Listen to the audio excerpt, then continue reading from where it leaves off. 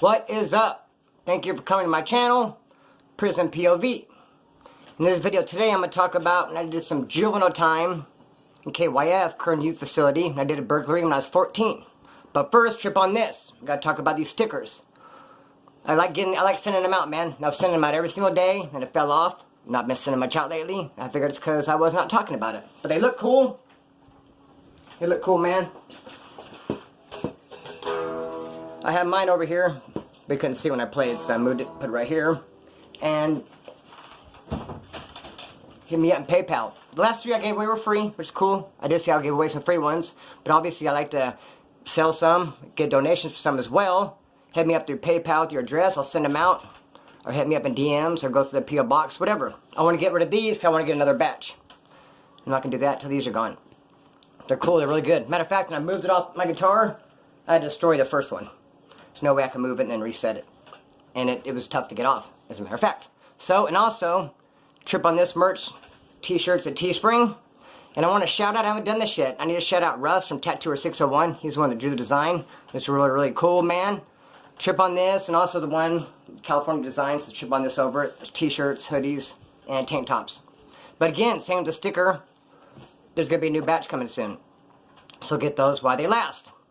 So, and what else, man? Oh yeah, art wall.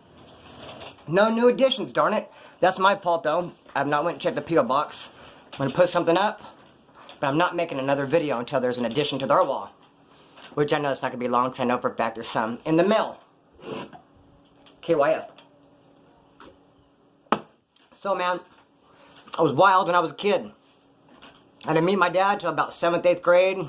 Moved in with him. I was wild. Back to mom's house. Problems there with stepdad. My mom has 10 brothers and sisters. I'd live with them. Sometimes my grandma. I bounced around so much, I guess people lost track of me, and I ended up living just a life of runaway. I would take the bus to San Fernando Valley in LA at Greyhound with my homegirl, Kristen McLean. Just wild, just all over. I had this homeboy I kicked it with a lot. His name was Ronnie. He had an old lady named Camille. I kicked it with him because his pal was like the party pad. His mom didn't make him go to school. We were like 14 to 15. Do whatever, smoke weed, drink over there, freaking draw on the wall. All that crazy punk rock shit. Punch holes in it, hit your head in it. All that. We were acting up. One day, me and Ronnie were leaving a store by his house. We bumped into the dude. His name was Brain Damage. Now I can see how he would get that name because his last name is Ramage. And nicknames, how they work. His last name is Ramage. Especially, I don't want to tell you his first name, but kind of rhymes with Brain Damage. That's his name, Brain Damage. We met him. He had a missing tooth right here. I used to think that was cool when I was a kid for some reason. From fighting, if someone had a tooth knocked out, like, I used to wish someone would knock my tooth out in a fight. That's how cool I thought it looked. I'm not talking about rotted out cavities and shit. That don't look cool, but from fighting, get a tooth knocked out. I knew several dudes like that when I was a kid, and I was like, man, that's cool. Anyways, Brain Damage, damn sure had a tooth knocked out. He said he was in YA, someone hit him with a chair. His pad became the new hangout spot. Everyone would kick at Brain Damages. He had a job during the day. He would wash diesels and shit. He'd let us stay while he was at work. His pad was punk rock hangout. He was a punk rocker. He was fresh out of YA. Bakersfield, the way it is, there was a club called Bam Bams. All the skinheads. And when you say the word skinhead, you're not talking about one kind of person. There's several different kinds of skinheads. Racist, non-racist, anti-racist, just traditional. That's another video. In Bakersfield, all the skinheads of all the varieties, the punk rockers, and the suicidals, and the mods, the ones who dye their hair black and paint their face white, listen to Kern and shit, all of them hung out at one club called Bam Bams. So it's all big one circle. They all knew each other. So all them types was hanging out at Homeboy Brain Damage's pad. All the punk rockers and skinheads, everybody hung out together. And that's going to become important later on in this video. So eventually, Brain Damage told me and Ronnie that he wanted to come up on a damn DVD player and CD player. That's when they first came out, several years ago. I figured I was still a juvenile. We knew someone we can get, picked a target. Unfortunately, ripped off one of our friends. That's usually how it goes. You know, if someone rips you off, usually one of your friends did it. Friends did it. He fell out of grace somehow. This guy can't remember what he did, but we turned on him, ended up not liking him. Realized he had his mom did anyway, a DVD player and a CD player. So me and Ronnie went to go break in. We knew the guy that we knew, he was our age. He was not there. The mom was at work. So we broke in. She did not have a key to her house, actually. Or she had a key, but she didn't have a key like the devil. So we locked everything up. Actually locked her out. We would have got away with everything, but she just made a pot of brownies. So we ate all these fucking brownies. She came home, we were eating the brownies, we had the things loaded up in a bag. She seen us, she'd been on the door, hey, get out of there, motherfuckers. We took off. Brain damage came and got us, went to his pad, and we had to get out of there. I told her that he worked for a place where he would pressure wash, and he washed diesels all day. So his idea was to get out of town with some guy who drove a diesel. So this guy gave us a ride, me, Ronnie, and Camille, supposed to go to Fresno. Instead, he ended up dropping us off, I guess, somewhere around Visalia or something. I mean, he let us out, he got paranoid or whatever, kicked us out, side of the road. It was straight, just farms, nothing around, couldn't see nothing. We ended up walking far, ended up getting to a Holiday Inn, kind of. It was out in the middle of nowhere. We're Indians from the Fagawi tribe. We walk around and talk about, we're the Fagawi! We're the Fagawi! We know where we were. Walk, walk, walk, walk. This isn't fun. Ended up, like I said, at a Taco Bell, and we found a motel. We called his mom. She was supposed to come pick us up. Instead, she sent the cops. Ended up in juvenile hall. Stay all night there. They came and get us. Kern County does. Go in, go to court. I ended up getting 5 days in juvenile hall for the burglary. I don't remember anything about that 5 days, except I just stayed in the cell the whole time and read Reader's Digest. I got out, though, at probation. That's the rough part. That's what would take it down every single time. I got out and was living with my grandma's this time. I already been kicked out of several high schools. My grandma who I was living at the high school that was in her district was BHS, got kicked out of there. The only school that would take me was North High. I never went anywhere. Let me tell you something odd and random. One day I went to school, North High, I went to school that day, had a big old butcher knife in my jacket pocket for no reason at all. Now I could not catch the school bus, I had to catch like public transit. Cause the school bus, it didn't go that way, whatever, I had to take public transit for whatever reason. I'm at a bus stop waiting for the bus, and I just start stabbing the bus bench. Bah, bah, bah, this big old butcher knife. Like I said, I'm 14 or 15. Put the knife in my jacket, get on the bus, we're driving, we're going home. All of a sudden the bus pulls over, waiting for a long ass time. Like, what the hell? All of a sudden these sheriffs get off, arrest me, take me to juvenile hall, make me stay all night. My grandma picks me up the next day. Years later, I'm at this punk rock pad, partying, listening to punk rock music, drinking beer. Stu goes, dude, I remember you. I remember you from years ago. I was there when you stabbed that park bench after school one day. He's like, I don't know why I remember it, but I do. It's like, damn, that was odd, man. Cray cray. Anyways, I was wild, man. I would not go to school. Now, why I ended up doing the 6 months was, like I said, I wouldn't go to school. Now there's these two, I lost my train of thought. I'm back. There's these skinheads I knew. Dude named Adam. Adam had a bunch of buddies. They all hung out at his house. In the backyard there was like a shed. Not a shed, a room, whatever it was. He'd always have a bunch of skinheads there. You go back there, there'd be Doc Martens in clothes. They were always back there drinking. His mom didn't care, one would kick it. I've been by there before, I knew all these skinheads. Like I said, the skinheads and punk rocker. I was a punk rocker. The skinheads and punk rocker, suicidals, all kind of ran in one big circle in Bakersfield at that time. So I ear hustled and overheard these skinheads saying they're going to go to a big meeting in Sacramento. All these skinheads are going to go to some kind of skinhead meeting or something. Now the Doc Martens I had, initially I had a pair of 8 eyelet oxbloods. And let me tell you this, you have to have Doc Martens. Punk rocker, skinhead, I mean just Mando. There's no way around it. Gotta have Doc Martens, you ain't about shit. Gotta have Docs. The Docs I had were 8 eyelet oxblood. I ended up trading them for a pair of 14 eyelet black. And oxblood is like a maroon color. There's only 2 colors where they had. Now they have a lot of colors. Back then it was black or oxblood. 8 eyelet oxblood is what I had. Traded them for 14 eyelet black. All the way up to my damn knee. Start getting buyer remorse in me. Like, damn, I don't want these big ass boots. So I cut them off down to 10 eyelet. But then I didn't have the little tag. The little Airwear Dr. Martin tag that comes off the back. It's like, damn. Hated these boots. I wish I had my 8 eyelet oxbloods back. Ear hustle and heard these skinheads say they're all going to be gone. I went by there a couple days later, knocked on the door, told Adam's mom, like, yeah, I left some clothes here and I stained last time. Went there and took some 10 eyelet oxbloods, took some clothes and some cassette tapes and whatever. They come back, notice their shit pilfered, get mad, the mom says, hey, that kid, they just called me Little Chris back then. Little Chris came by, gaffled your shit. They were looking for me, hunt me down. I'm not knowing. You know, you're young, you think you're smarter than everybody. I thought I got away with it. Look at my grandma, my probation officer decided to come in. I have not been going to school. My probation officer is mad at me, wants to see me. My grandma happens to have a doctor appointment. We're going to take a bus, a public bus, because my grandma has to go to KMC where the doctor is, and it's right next door to the juvenile hall probation apartment. So me and my grandma ride a bus together. We get downtown, we have to transfer buses. When I get off, I'm standing there with my grandma, and that dude Adam and some other skinheads are downtown. They see me. I get socked. Boom! Land one on my ear, just knocked me. Like, oh shit. Someone grabbed me by my arm, they literally tried to drag me off. My grandma was like, hey, that's my grandson, what the hell? The get bus people, the public transit people break it up, everything's all crazy. They take off. We get in our bus. I'm like, man, that was a close one. It was a close call. They follow us, so why wouldn't they? Of course they did. So we're driving. We get over to the spot. We have to get off. My grandma gets off for the hospital, KMC. I get off to go talk to the probation officer. I have to walk through a field. I'm walking through it, and I look back. I'm in a field, mind you. I look back, and there's a couple of skinheads chasing me. I run. Of course I did. I'm 15 years old. I run. They catch me, beat the shit out of me, take the boots off my feet. Send me walking into my probation officer's office. My mom's there. I'm all beat up and bruised, and my boots are gone. They think it's something that I made up. I did this big old play to get attention and sympathy so I wouldn't have to go to jail. I didn't know they were taking me to jail that day. Rest of my ass think I made up some big old shit, but I didn't make nothing up. So my mom sent me to jail. She's like, who did this? You know, I told her, Adam and his buddy, and they did it. I didn't tell. Like, probation officer didn't ask me. She didn't give a fuck. Took me to jail. No one called the cops. I didn't press no charges. I took my ass whipping. I had it coming because I broke in and took his boots. They took the boots back. I did tell my mom, Adam, and his buddy. So my mom goes home, calls my real good friend, Chad Brown, and this dude named Dennis Masterson, this tough-ass, buff, suicidal dude. And they went and found Adam and his buddy and beat that ass. Got a run back for me. Now, Dennis Masterson, everybody knows him. He's kind of famous because what his crazy ass did, he was doing a beer run at Fast Strap. And this dude's buff, all roided out, crazy-ass suicidal. And they locked all the doors on him. She took a running start, boom, just broke through the glass. He did get injured and all jacked up a little bit, but I think he might have got away.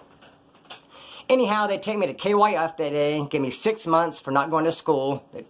My probation officer did. I was all beat up, have no damn boots on. Take me into KYF. Now, KYF is not YA. I mean, we hear a lot of talk about the JIT camps and stuff like that, hardcore. This is not that. This is not YA. This is pretty, I gotta say it was mellow. KYF was mellow.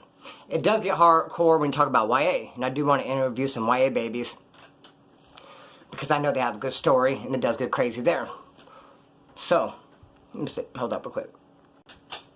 But KYF was pretty mellow. So as a juvenile, Kern County, if you got in trouble and you did a little bit too much trouble to just be in juvenile hall, but not enough trouble to go to what they call prison or YA, the youth authority, they did send you to 6 months in Camp Owens or 6 months to KYF. I went to KYF. Now, when I was there, I never saw no riots or knives, nothing really crazy, and I see a couple of fights here and there. It was either single-man cells, but they just kept you locked in there all damn day, no bathroom or nothing, or they put you in 3-man cells. Now, for a long time, I lived with these two Southsiders. It was David from this gang called the Vadio, and this other dude, I'm not going to tell you his name or his gang, so I end up making fun of him. So I lived with these two dudes. There was 3 of us in the cell. We were always pretty cool. The only time they'd jump me, I mean, they weren't going for blood, but it was serious. They'd really go all out. It was on fried chicken day. We'd get fried chicken about a couple times a month, and they would try to take it from me, and it'd get serious. We'd freaking fight. They'd end up jumping me, beating the shit out of me. But I'd get my chicken and make it odd and kind of uncomfortable in the cell. That's probably why they didn't fuck with me more. You don't want to fight with your cellie. You want to have a cool, smooth experience in your cell. And when there's tension, not getting out your cellie, it's awkward, doesn't feel good. Even if you're in the right, even if you're the one winning the fight, doesn't matter. The only time they'd really fuck with me, though, was on the chicken day. I'd have to fight, and they'd try to take my chicken from me. But I did not see a lot of drama there. I did see this dude named Mike Tillman. Shout out to Mike Tillman. He's my homeboy, Peckerwood homie. He's from Lamont.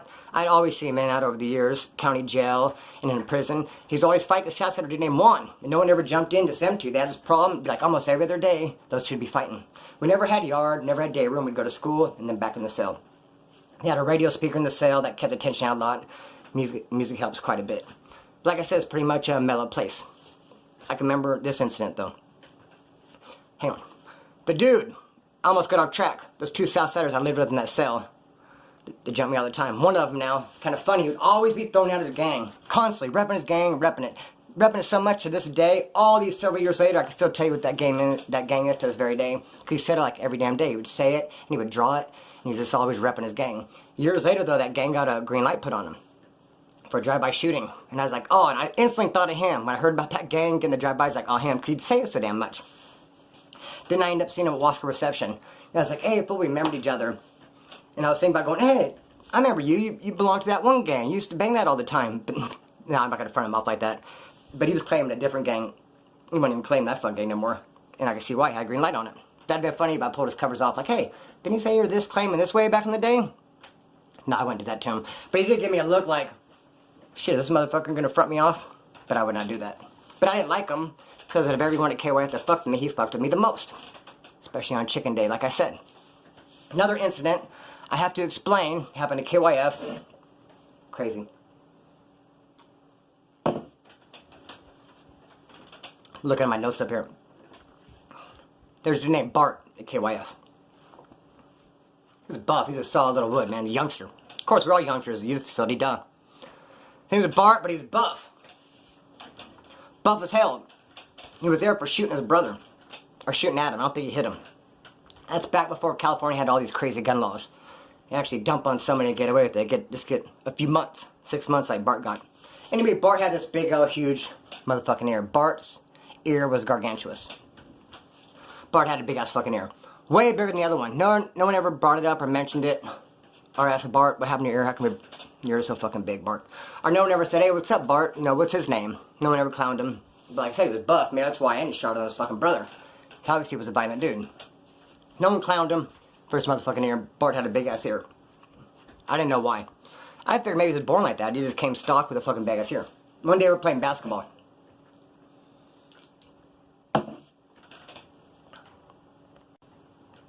Did you guys see that? No way. I'm going to take a drink of the Rockstar. And I don't know if I picked it up too quick, but a freaking straight, some of it went in my eye. And this is the same eye. Today, I was weed whipping outside and it hit a piece of grass wrong. And damn, caught me in the damn eye. What's up with the eye, man? Caught me. So, now the eye's tore up. Bart, but not as bad as fucking Bart's ear. His ear was fucking bad. It was huge. We're playing basketball one day. I'm going to go throw a pass to Bart. He missed the ball and it hit his ear. And I mean, dude, he was wearing his ear after that. It freaking exploded. Now I know why Bart's ear was so big. It was huge, big, because of infection. That's why I thought it was this big, full of just a big-ass ear.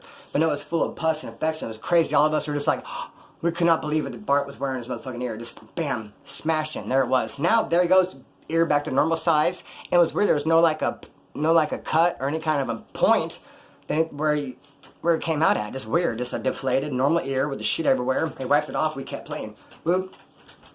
Let me tell you about the dude who threw the ball to him, though. The ball that Bart missed. Now, this guy, he was freaking buff. He was a CO. He's a black guy. One of the COs at KYF. Freaking, so freaking huge and buff. Probably like Mr. Universe size, where he can do like the competitions. That buff. But think about him, though. I guarantee I'd be able to beat his ass. Because when you're that buff, you cannot move. No mobility. He'd be out there shooting hoops. He'd be the guy running under the basketball. None of it going in. Miss. Grab it. Little dribble. Miss. Miss, because he couldn't, no, not miss, more like miss, because when that buff, he can't extend. Couldn't extend his arms. That's why he didn't even get a good pass to Bart and fucking deflated Bart's huge ear, because he's so buff. We played baseball and he just couldn't even swing, so I guarantee if I was to fight him, I mean, I'd tag that ass. Probably can't even throw a punch. So big, you can't even freaking move. Too buff. Too damn buff. Threw that pass and got his ear, man. Now, I'm going to have to pause it again, though. Hold up. I'm glad I did not forget this part. So glad I did not forget this part. Before I was getting ready to parole from KYF, they don't tell you when you get out. They don't want you to start. I don't know why. I talked to my mom on the phone. She goes, I know when you're going to get out. They don't want me to tell you. And then she told me it was a Thursday. I still remember it was a Thursday. 6 months. Mom coming to pick me up. Now I had clothes I wanted her to bring. Some other Doc Martens, some black Doc Martens, a Misfit shirt. Back when they were cool, back before you could buy them at Walmart. Which are still cool. I mean, I'd buy one from Walmart. You know what I mean, though. A little bit like, ooh, Misfit shirt. You couldn't just get them just anywhere. Sick-ass Misfit shirt, some Doc Martens, and a pair of Levi's. Tapered, of course. Got to have your pants pegged, or tapered, we call them. Wanted my mom to bring those clothes. So she's going to bring them. She shows up, gives me a damn... This is kind of funny, not since we're talking about Bart, but it was a yellow Bart Simpson shirt. Bart Simpson. He was riding a skateboard, said, Cowabunga, dude. Now, I'm paroling from freaking KYF, man. I'm paroling, okay? I'm getting out of jail. I'm a bad motherfucker. Just did time. There's no way I'm going to walk out these gates with a Bart Simpson shirt. Cowabunga, dude. I wanted to walk out with my Doc Martens and all that. She gave me some old funky looking pants and some shoes. Not with the business. I was upset. But when I got back out of KYF and I'm moving my dad and just chilling out, man. I did not go back. Did not do any more juvenile time. But it's funny though. All my years as a punk rocker. I just run around the skinheads real tough. Skinheads and the punk rockers hang out at Bam Bams. Our enemies, the dudes who we did not like, we called them dirt heads. It was the dudes who'd be listening to Metallica, had the long hair. Those are our enemies. We'd fight with them, we'd see them. In fact, that's why I got kicked out of Highland High School. Me and my buddy Zach, I'll tell you about Zach one of these days, not now. Me and my buddy Zach, in the middle of the night, we'd go get some rolling papers. Went pull up to AM PM. There's like 4 or 5 dirt heads, as we called them. And they'd sweat us, talk shit to us. And we ended up getting a little bit of scuffle. The guy at AM PM came out and said, hey, you guys get out of here. And me and fucking Zach drove off like, fuck those dudes. Then later I went to Highland High, my school, and I went to the bathroom. And I had just gotten a pair of badass Joe Hawkins, they called them, the Doc Martens, 7 eyelet, double yellow stitching with a damn steel toe called Joe Hawkins. I hadn't done this yet, but we take our steel toes, we put like a little cut in them, and then pull them back and buff them out. I love these freaking Joe Hawkins 7 eyelet Docs. Saw that dirthead in the bathroom and beat his ass and fucking kicked him, so I had steel toes. And I went back to my class, and the security guard, the cop guy, called him in the office because the guy said that punk rocker beat him up. So he was going to ask me if I knew of any punk rockers who might have done this, because I was the only punk rocker that the security guy knew of at the school. You know, my name went off in his head when the guy said punk rocker. He's like, well, that kid pulling me in. Today, it was an assault. He thought someone from a different school came and did it, because the kid got beat up in the class did say that, oh, I started some trouble with these guys at A&P on Friday, I think it was them. So the cop guy thought, oh, people came from another school. He was asking about me. I said, no, it was me. He's like, what? Never has no one admit to it. But I thought he already knew it was me when he was questioning me. That's why I straight admitted to it. Anyway, arrested my ass, got my ass kicked out. Could not go to damn school. What in the hell was the point? That's what I was talking about. Dirt heads. And I was a punk rocker all those years. My enemy was a dirt head. And then that's what I ended up as. A damn dirt head. So hanging out with the punk rockers. Some of them stabbed me in the back. My punk rock buddies, some dudes I knew. I was like, fuck that, man. And I kind of separated from them. I started hanging out with some different friends from high school. Started doing fucking meth. Grew out my hair. Became a big Metallica fan. Jammed guitar all the time. And became a damn dirt head. Isn't that funny how things end up? So that's about it, man. Can't add nothing to KYF. It was a trip. I didn't go back after that because I chilled, like I said, and started playing guitar. Meth, kept things on the down low. Didn't start getting in trouble until after I turned 18. Then I started kicking up some dust, kind of jail time, and all that. Anyway, cut the string on this, let it fly. Peace! Don't forget the stickers and the shirts. In the link, I'll pin the comment. Be a PayPal link and a Teespring link. And that's about it. Art wall. Hit me up. P.O. Box. It's in the description. Peace!